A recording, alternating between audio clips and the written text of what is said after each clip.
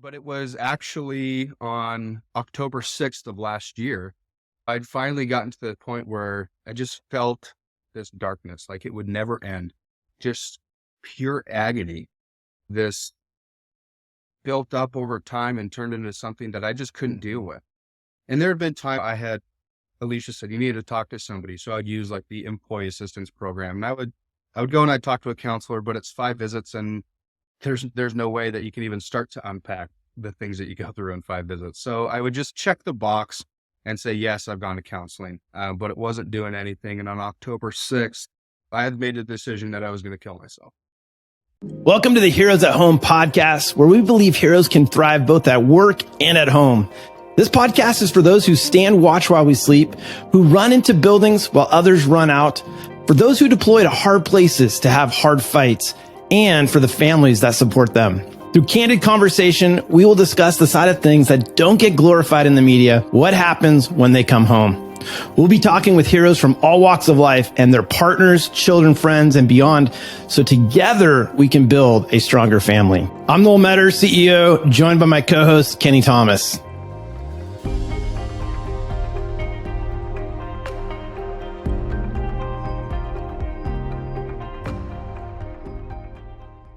Nick, I want to welcome you to the show and thanks for being with us. Man, we're so excited about this episode. And before we jump in, I just want to let the listeners know, and if you're viewing online, the nature of what we're going to be covering today, there could be potentially some triggers along the way.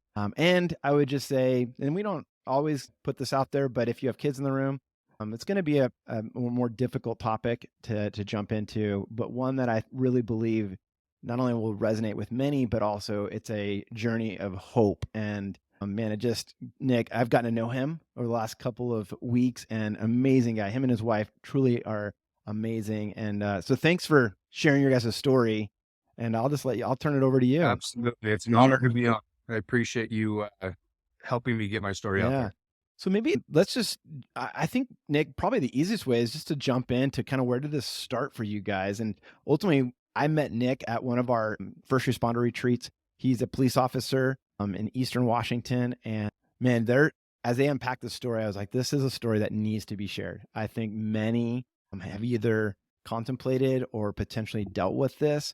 And he's here to share there is a way forward. There is a way through whatever thing that you're going through right now. And not only that, but it's not just about him, it's his wife too. So Nick, I'm just going to turn it over to you and let you take it away.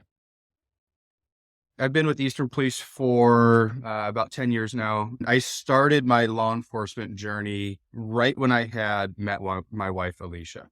And when I began the start of this journey, everything was as I had hoped it would be. You go through the academy and you finally graduate and your cape is flapping behind you and you think you're Superman, and it's just everything that you would hope it would be.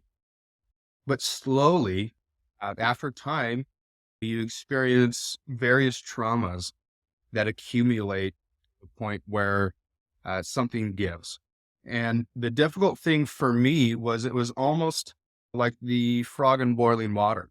The slow changes over time I couldn't recognize until there was one point when my wife looked at me and said, "You've changed."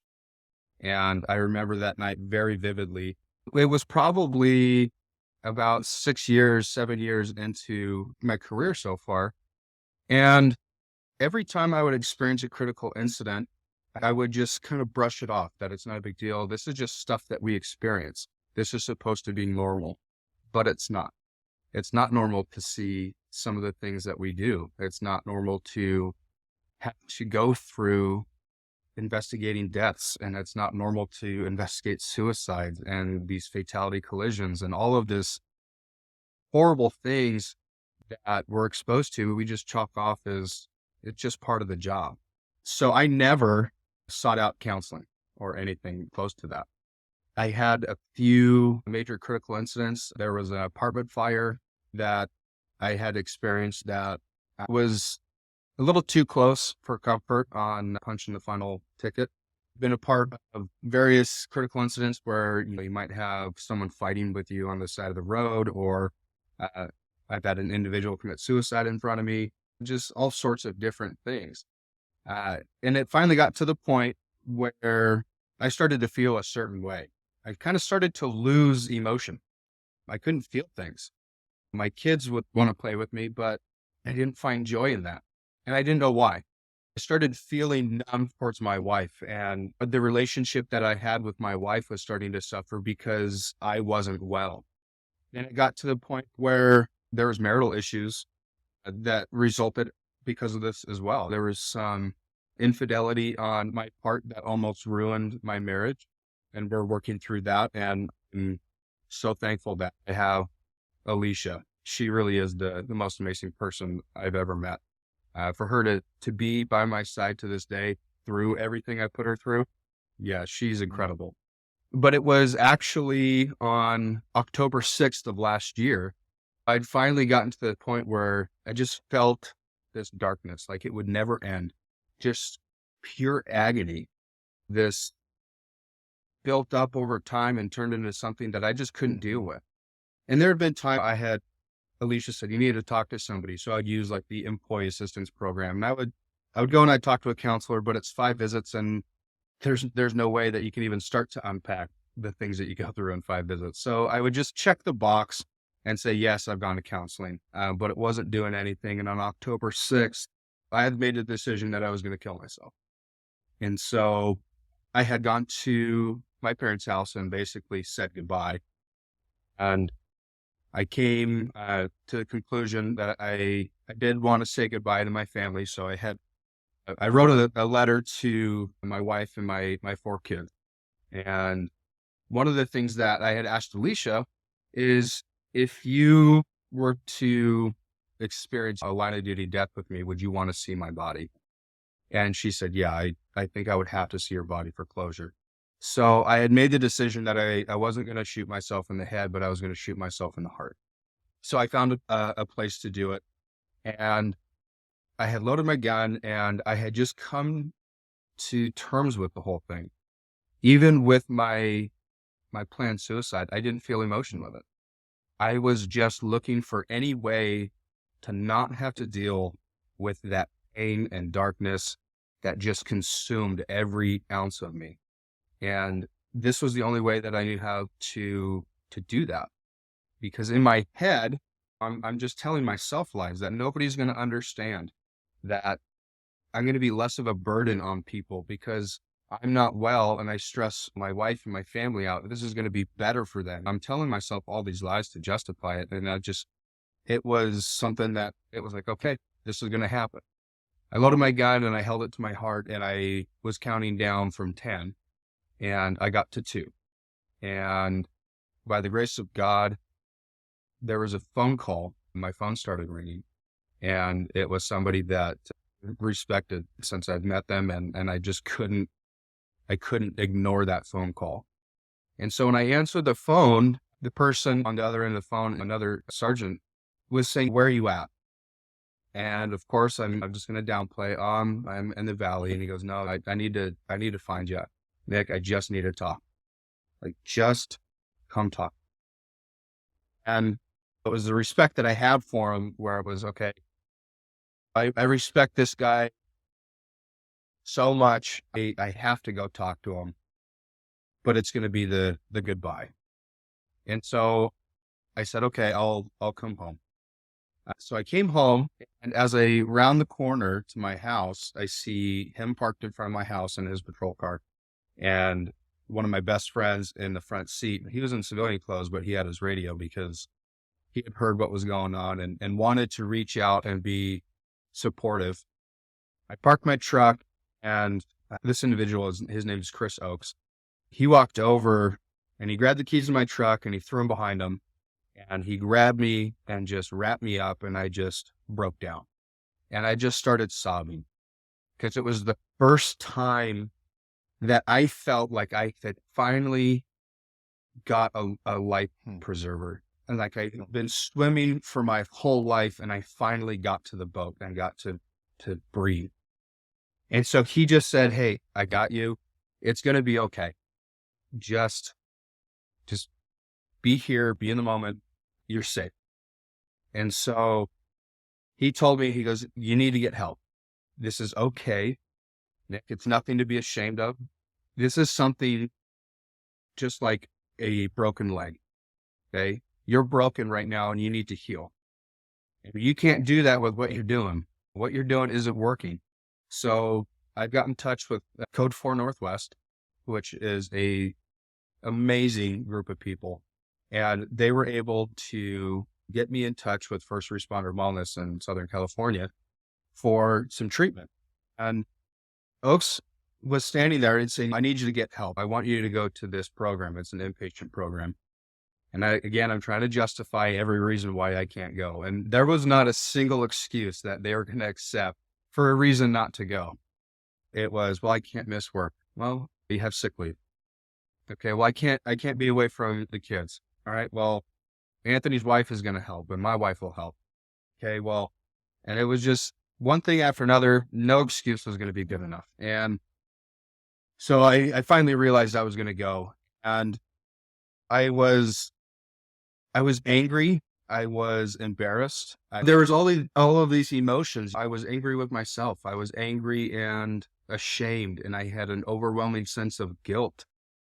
And I didn't even get a chance to say goodbye to my wife or kids. So this was something that was so serious where they said, hey, this was going to be the way that it happened, which I didn't like at first, but looking back on it, as a sergeant, I would have had my guys do the exact same thing. They did it exactly how I would have hoped anybody would. I might not have seen it in that moment, but the support system that I had was nothing short of a miracle.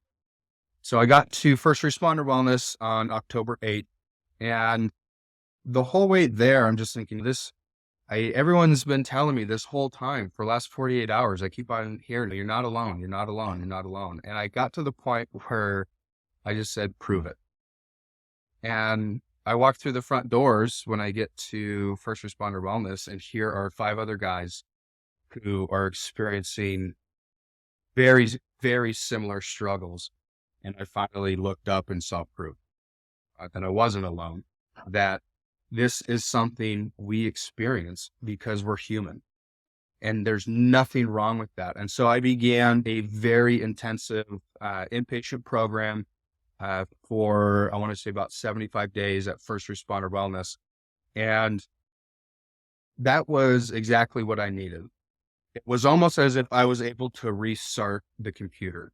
I shut all of the programs down and opened it back up with a blank slate. And I got into a very strict routine, which was good for me. And I started to do things that were healthy to cope with things like stress and those traumas through therapy and individual work, things like journaling and my scripture study, because I'm a spiritual person. Those things help me. And I go to Celebrate Recovery, where other people are struggling with various things in their life. It helps to share. So all of those things I had been doing for 2.5 months in Southern California. And then it was time to come home. The funny thing is I thought that going through my treatment was going to be the hardest thing I've ever done. But it wasn't. It was coming. I have to come home and I don't have the safety net anymore.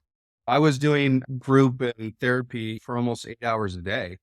So it was very controlled, and I didn't have kids running around. I didn't have to worry about the kids' lunches or when they need to be picked up from school. I didn't have to worry about anything at work, and my guys were getting a complaint that I needed to deal with or scheduling conflicts. I was able to focus 100% on me and my healing. But then when you come home, you have to focus on your healing and life. And that became very difficult. I even started to experience some setbacks with my recovery. And so I had to make a decision that my aftercare was the most important thing for me right now. And so my aftercare is number one priority, because I can't be the husband that Alicia needs if I'm not okay.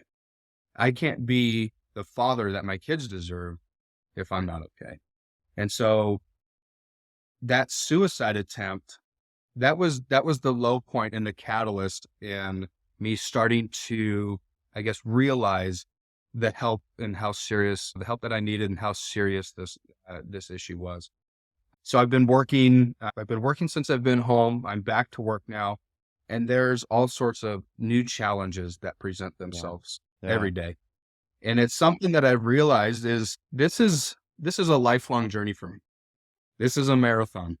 And I'm used to more of the Mhm. sprinting. I want results right away. But that's not how it is in Yeah. reality. I had shared something at the retreat that was a kind of a connecting point in that what we're seeing more and more through therapists that are working like at the first responder wellness or Mighty Oaks or there's a number of different treatment centers, but what they're seeing more and more is that the percentage is hovering around 80% of those who go into some type of profession of service, whether that's military, first responder. Oftentimes it comes from childhood trauma and dealing with childhood Yeah, trauma. And so I don't know if you're willing to share that, Nick, that part of that story. Yeah. absolutely. Absolutely. Because it is part of the journey. So the story leading up to there, that's how I perceived my life. I have always, and I just assumed that this was my personality. If something happened that was negative, whether it was at home, outside of the job, or at the job, anytime I would have something happen, I would just bury it. And I would bury it down and put a lid on it, wrap the chains around it, throw it in the concrete, and I'd never address it ever again. And one of those things stemmed from my childhood. And I didn't understand or even think about it until I was in treatment. And I was in treatment for probably about 2.5 weeks. And it still was very hard. I was still very angry. It was all of the emotion and the sting, all of it was still very fresh from the suicide attempt. And so I'm trying to figure out how I can get through these things. And I'm talking to my wife one morning before I was on my way to therapy. And she said, Nick, I'm going to ask you a question. And I said, okay. And she goes, were you sexually assaulted as a kid? And again, I just started Hmm. breaking down. I just started sobbing. And it wasn't until my wife asked me that I had even really been able to bring that back up and to recognize that trauma. And so when she said that, it really was a wave, a tidal wave of memory, of trauma. Between the ages of 6 and 7 and about 11 and 12, I was sexually assaulted and raped on different occasions. And I never told anybody. I never told my parents, never told my brother or sister. I didn't tell Alicia. I had never, since those incidents happened, I'd never even admitted it to myself out loud. There was guilt. There was shame. I wasn't protected. I felt like I had my childhood robbed from me. And so to cope with that, I became very angry, even as a child, because the only way that I knew that I was going to stay safe is if I was alone. And I would keep people at an arm's distance to keep them from getting close to me and hurting me. And even from a very, very young age, I can remember sitting on the stairs with my mom, crying, asking her, why can't I live with Jesus? Not knowing how to even deal with these things as a 6-year-old, a 7-year-old, even as far back as that, I can remember not being able to deal with that trauma and not wanting to have to. And that morning, when Alicia asked me, I went into my therapist and I sat down. I said, okay, I haven't been 100% honest. I need to let you know that I was sexually assaulted and raped during this time period on different occasions. And again, just started sobbing. And she says, okay, we will get through this. I can't tell you how much courage it takes to come forward and tell me that. That must have been really hard for you. And then it was time to, okay, how are you going to deal with this trauma? And for anybody who's experienced a sexual assault, the first thing that I would say is one, it's not Mhm. their fault. That this is something that happened because somebody else made a decision. That free agency was stripped from them. Nobody chose for this to happen. So I would definitely remind people of that. But also, if they're feeling like they can't get through it, I felt the exact Mhm. same way because my therapist, who was probably one of the smartest people I've ever met. She was absolutely incredible. She asked if I wanted to do EMDR, and she explained the process with that. And in my head, in my mind, I thought, if I have to deal with this trauma, it's going to kill me. I can't physically get through this. It's too hard. It's too painful. And that was my mindset in the beginning. And I would imagine other people are going to feel that way. Just know it just feels that way right now. Every single time you go into a therapy session, as long as if your healing is intentional, then you can start to move forward and you can start to heal some of those wounds.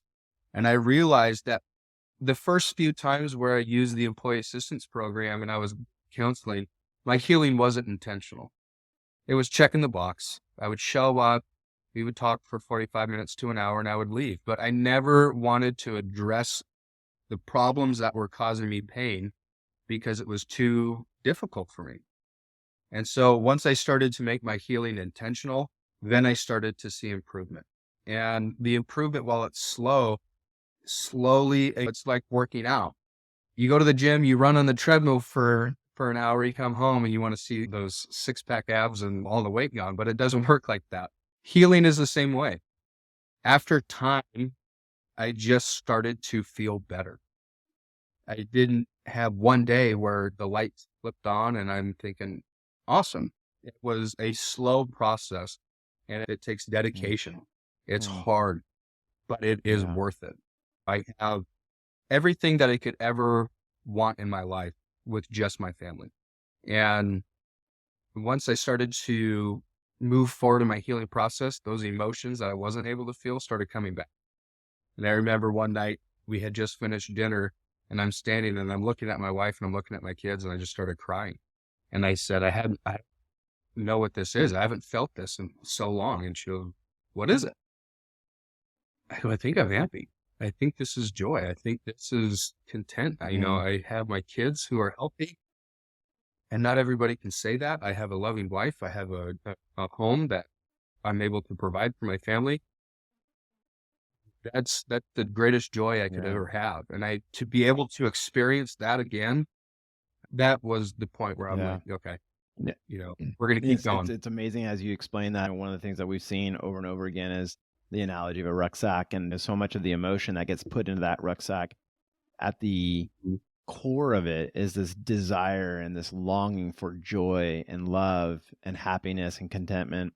But the problem is that because of trauma and because of the incidents of many that you guys see on a regular basis, you're stuffing other emotions into that rucksack. You've got dealings of sadness, frustration, guilt, shame, injustice, anger, all those things. The reality is that those vulnerable emotions that make up love and joy and contentment, they become really stifled. They're squished down in the bottom of that rucksack until we actually deal with the other emotions that are there. It's almost impossible to really experience the true emotion, the original emotion that we long for. And so, I mean, the way that you just described that just brought me back to that, because I see it over and over again, but it's painful. I mean, having to take those emotions out and actually put them on the table. MDR is a great way, because it's not just talking about it, it's also rapid eye movement and those things. But the courage to have to face that, I think, is one that many don't ever take the step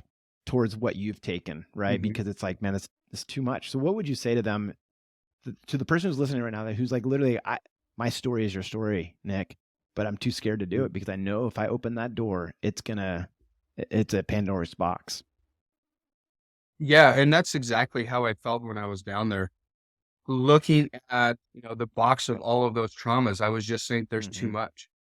Can't do this. It's too much. Too many things have happened and they're too painful. But one of the things that I was told over and over, and that I had to finally start believing for myself, is I got through it already. The event already happened and I'm still here. I did survive. So the hardest part is over. The trauma already happened. And unfortunately, there's nothing that we can do about that, but we can still heal. You can still have a very fulfilling life filled with joy and happiness. but it does take some courage to finally make that leap. And that's almost what it's like. You're standing at the edge, looking over to this bottomless pit. And in order to heal, you have to jump. And it's takes some trust in yourself. It takes some trust in the therapist that you might be working with. It took me a few different times to find the right therapist. You got to find your flavor. If you keep on working, it gets better. And one of the things that I had to start healing myself, and I know that anybody who's in law enforcement has heard this, especially if you've been military, you hear slow is smooth, smooth is fast. And Chris Oakes, the guy who saved my life, he would always say, no, that's wrong. Slow is slow, fast is fast. And there was one day where oh my gosh, it's the same thing with healing. And you hear people say time heals. No, Hmm. wrong. Healing heals. And so for the people who are saying, okay, I just need to wait this out, I'm going to get better as time goes on. No, you have to get help because we can't do this alone. You can't treat yourself. This is going to be something that you need to get professional help with. You're not going to be able to read a book and just be magically cured. There's a lot of resources out there that you might be able to find in books, videos, podcasts like this, but it's going to take that and intentional healing to be able to move forward. And it can be done. Yeah. It absolutely can be done. And there's going to be setbacks. Just in the healing process, it's natural to relapse and go backwards. I've experienced that as well. That's part of the process.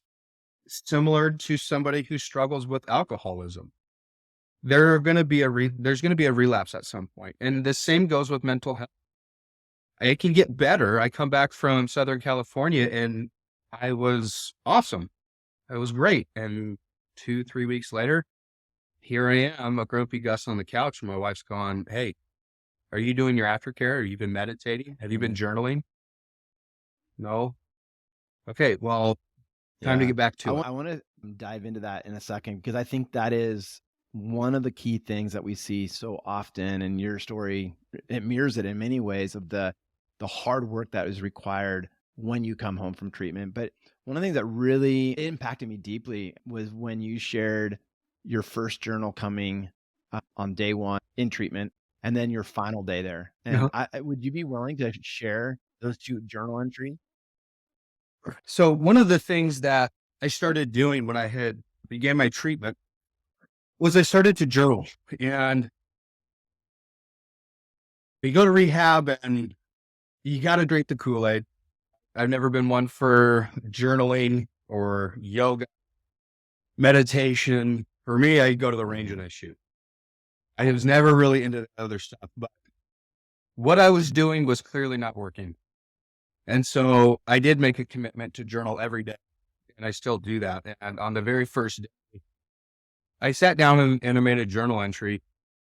And I will just warn people, there's one foul language word in here. So on the very first day, and since I've gone through treatment, apparently I flipped on some emotional buttons. So I might get a little choked up. Now this is day 1, October 8th, 2022. Where do I start? How did I get here? I can't seem to even remember when I started to lose control. I'm 33 years old, a husband, a father, a sergeant, a student, and on Thursday I tried to kill myself. Maybe in the future I will write about it, but not today. I've needed help for a long time, too long. I'm lucky I haven't lost everything. Oaks, Anthony, Day, and we met all saved my life. Alicia, Kale, Ava, Brody, and Chloe are everything I have to live for. This whole week has been the hardest of my life. I got to the first responder wellness program in Santa Ana, California today. After a COVID test, I went to the Netherway house. I had a 2.5-hour intake and they took everything from me. They took my phone for blackout week. I would do anything to be able to talk to Alicia. She's my best friend and my only constant. I miss her so fucking much. Don't know how I'm going to make it through a whole week without being able to talk to her. I'm stuck on 24-hour lockdown and have to be checked on constantly.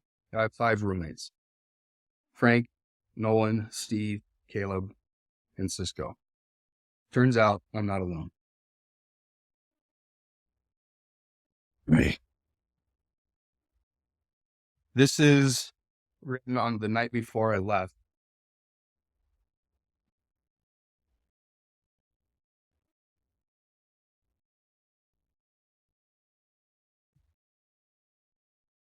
I fight. I fight with myself. I fight with my past. It haunts me. It waits in the dark for the right time to strike. It's been killing me for years, and it's never ending. I fight with demons of doubt who constantly remind myself that I am less than. It has poisoned my mind into believing things that have trapped me in a pit of despair. I fight with the pain that I feel, consistently torturous. Pain that can't be described, only felt, worsening as each day closes. Fight with my past failures. Each failure living on in my memories reminded me of what I couldn't achieve or couldn't do right. Fight with more demons of doubt. A doubt that stares back at me, convincing me that it's something I can never overcome. I fight with my exhaustion, physically, emotionally, and mentally exhausted. A debilitating exhaustion that cuts me to my very core.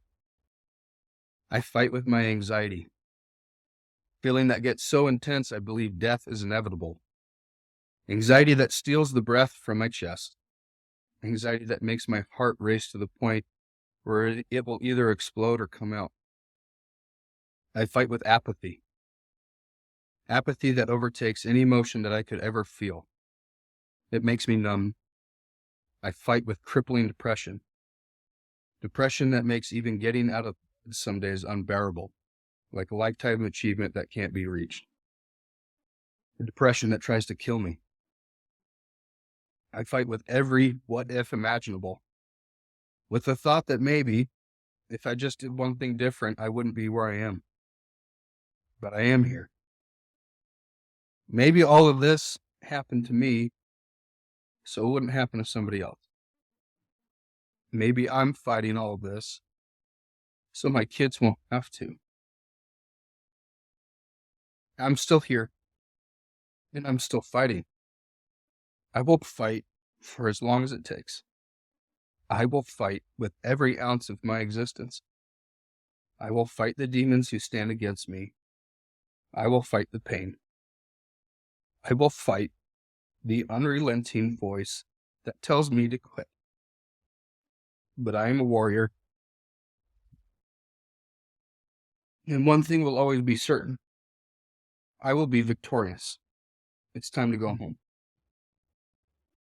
I've only gotten to know Nick over the last couple of weeks, but the reason I can say that is because I see a guy who he's living from a full heart, a whole heart. And that has been a process. And I think the journey that he's so perfectly articulated is one that I continue to see happen over and over again. This is a story that I think is very relevant right now in our first responder community, and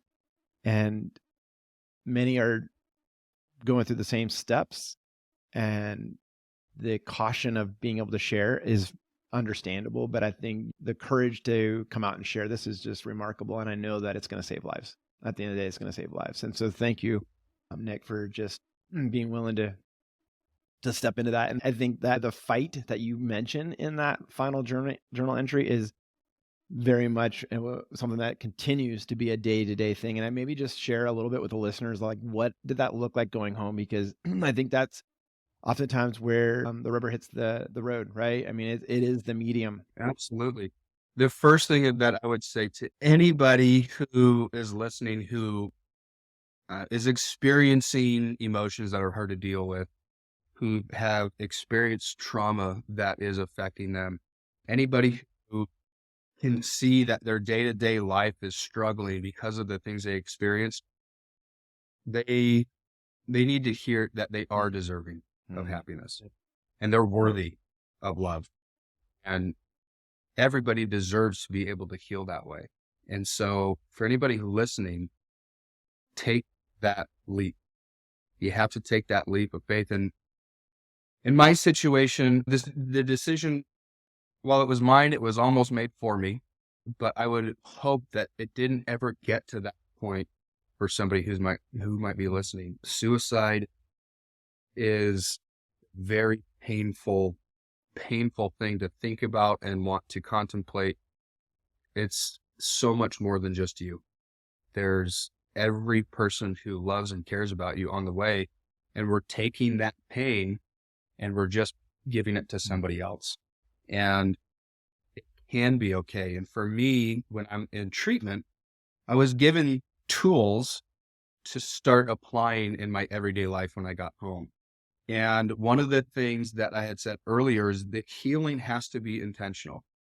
When I got home, I knew that I had to start implementing healthy practices to deal with some of these traumas and stress, because once you get home, life doesn't stop. I'm protected down in treatment, but when I come back to work and you have the potential for more critical incidents to happen. When you go through treatment and you start getting tools, you become 1,000% more self-aware. And so that self-awareness as the flashing red light, like on the dashboard, hey, check the engine. So you can start to realize, hey, I'm starting to feel depressed. I'm starting to feel anxiety. Then you can associate, okay, well, why am I feeling this way? And you can start to work through those problems and those issues. The hardest thing that I've ever had to do was pick up sometimes it feels like it's 1,000 pounds. You hear all the time, hey, if you ever need anything, just call. Well, I always took that as, well, I'm going to be a burden.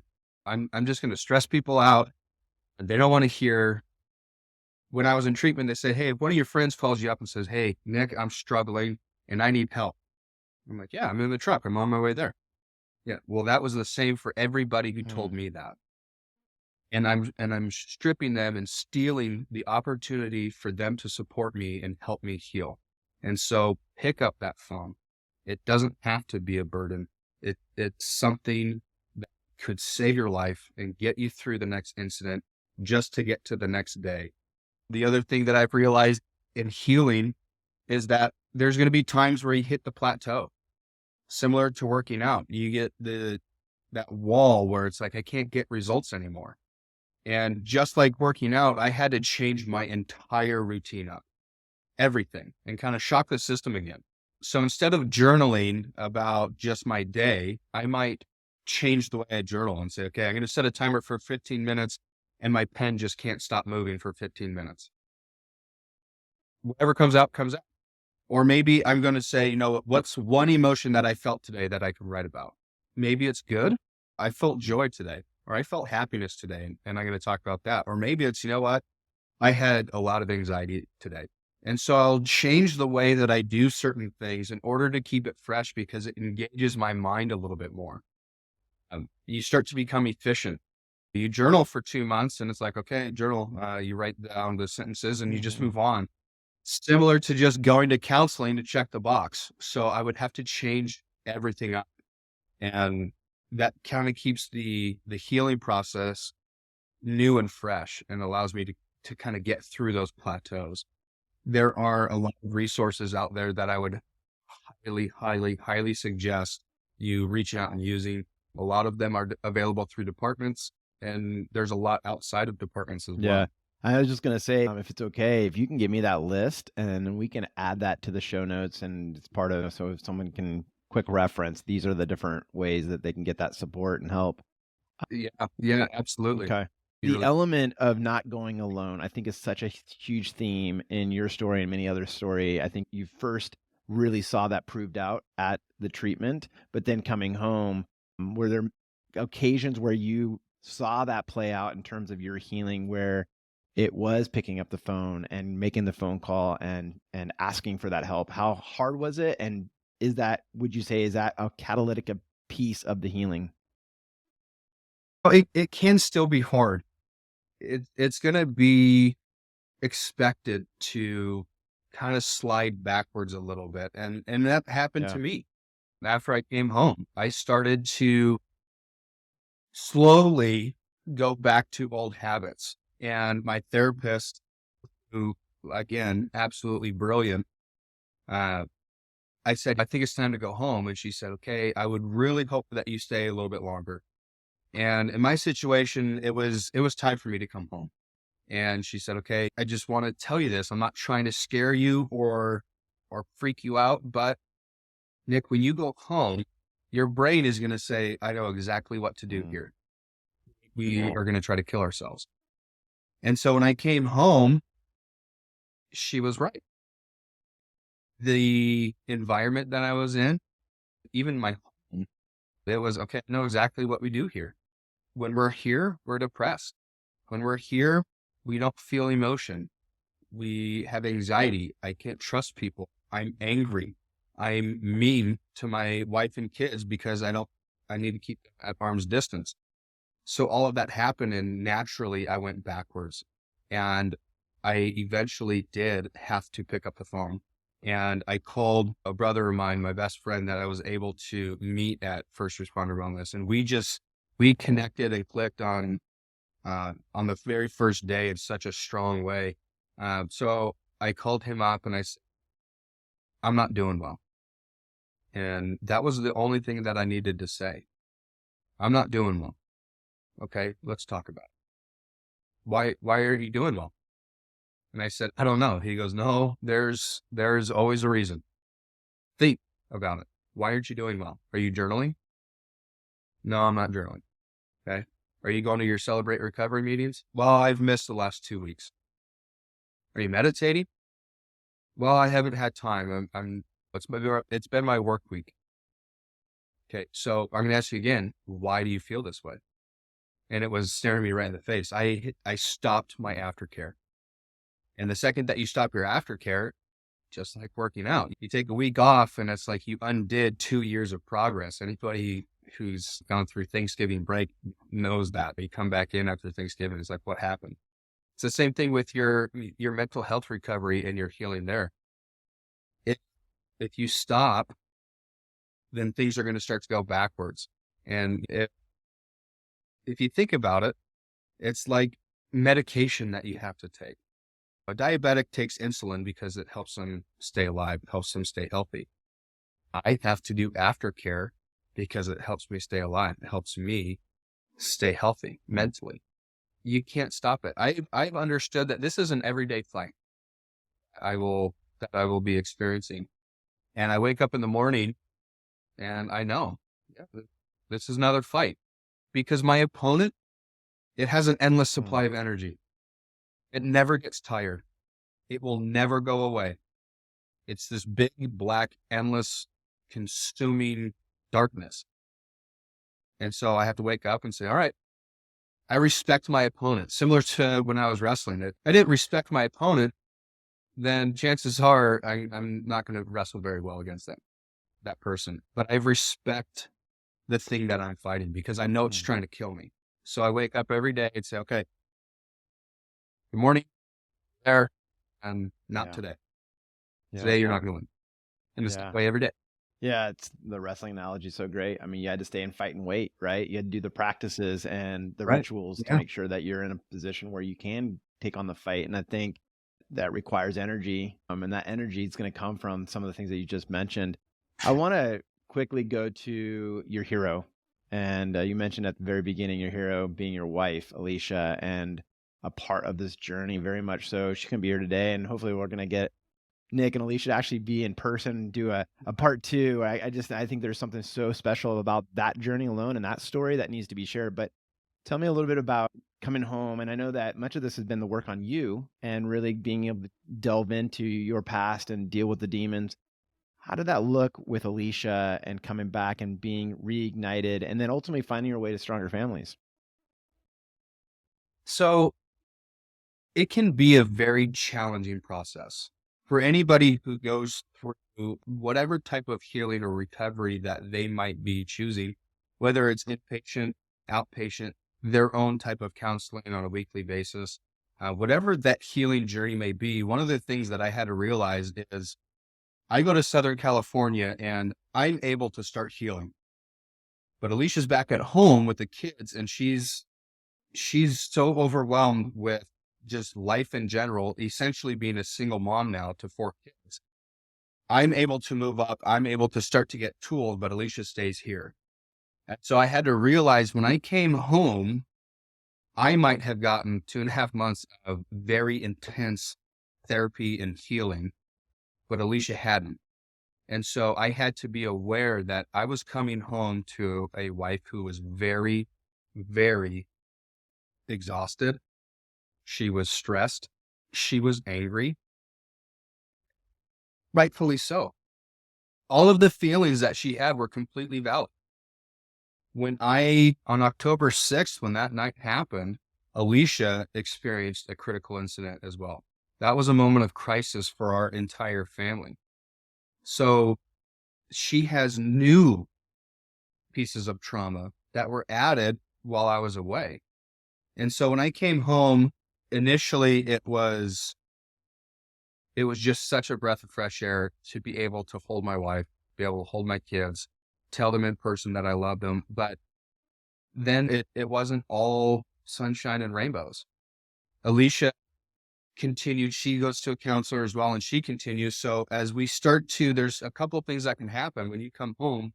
One second. When you come home, there's a couple of things that can happen. Either you stay here and your spouse and your partner doesn't get any help, and there's this disconnect. And so one person is seeking help and healing and the other one isn't able to. And so if that stays that way, you start to see the divide happen and you grow apart. Another thing that can happen is you do get the resources to your spouse and you bring them back up and you allow them to heal. That is what's going to strengthen the relationship. Alicia had to heal with a lot of things in order to just be able to say, yeah, it's okay. I love you. That was even difficult for her because there were so many experiences that I had put her through. Being a law enforcement officer's wife is not easy in and of itself. So as she started to heal, we started to move forward together. And Alicia called me one day and said, "Hey, I found something. It's amazing. We're going." I'm like, "Okay, what is it?" She goes, "It's a seminar. It's called Stronger Families. It's over at Bellevue. We're going to make a weekend out of it and we're going to go do this." And I'm saying, "Awesome. I'm all in 100%.